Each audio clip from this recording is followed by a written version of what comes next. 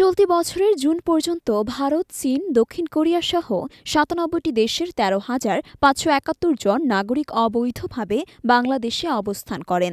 এমনকি তাদের পাসপোর্ট বা ভিসার মেয়াদ অনেক আগেই ফুরিয়ে যাওয়ার পরেও আত্মগোপনে থেকে তারা বিভিন্ন প্রতিষ্ঠানে অবৈধভাবে কাজও করে যাচ্ছেন, এমনকি পাচার করছেন কোটি কোটি টাকা। জুলাই গণ অভ্যুত্থানের পরে পাওয়া তথ্য মতে অবৈধভাবে অবস্থান করা বিদেশিদের মধ্যে শীর্ষে রয়েছে প্রতিবেশী দেশ ভারতের নাগরিকেরা। আবার বৈধভাবে অবস্থান করা বিদেশিদের মধ্যে তারা প্রায় ৩০%, আর অবৈধভাবে বসবাসকারীদের মধ্যে ভারতীয়দের সংখ্যা অর্ধেকেরও বেশি। তবে আশ্চর্যজনক তথ্য হল, অবৈধ হয়ে পড়া এই ভারতীয়রা দেশের বিভিন্ন প্রতিষ্ঠানে কাজ করছেন এবং বছর শেষে পাচার করছেন $৩.১৫ বিলিয়ন বা ২৬,৪০০ কোটি টাকা, যা দেশের আর্থিক খাতের জন্য দুর্ভোগ স্বরূপ। হিসেব করতে গেলে কাগজে কলমে তাদের মধ্যে ভারতীয়দের সংখ্যা ৭,৪৭২ জন।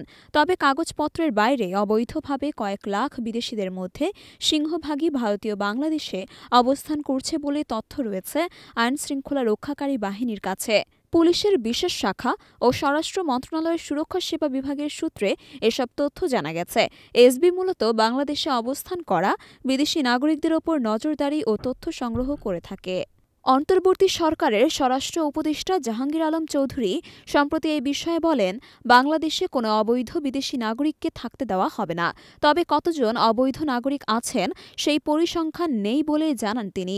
এছাড়াও স্বরাষ্ট্র মন্ত্রণালয়ের একটি বিজ্ঞপ্তিতে অবৈধভাবে অবস্থানকারী বিদেশিদের প্রয়োজনীয় কাগজপত্র সহ বৈধতা নিতে নির্দেশ দেওয়া হয়েছে। অন্যথায় তাদের বিরুদ্ধে আইনানুগ ব্যবস্থা নেওয়া হবে বলে সতর্ক করা হয়।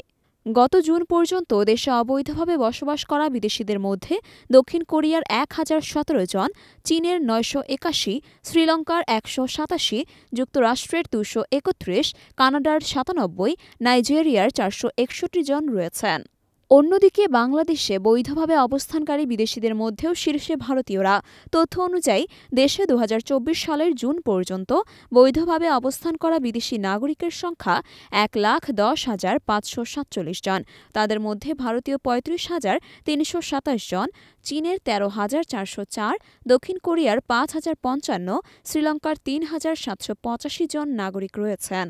জানা গেছে, দেশে দক্ষ ব্যবস্থাপকের অভাব ও শিল্প খাতে অভিজ্ঞ জনশক্তি না থাকায় বিদেশি কর্মজীবীর সংখ্যা বাড়ছে।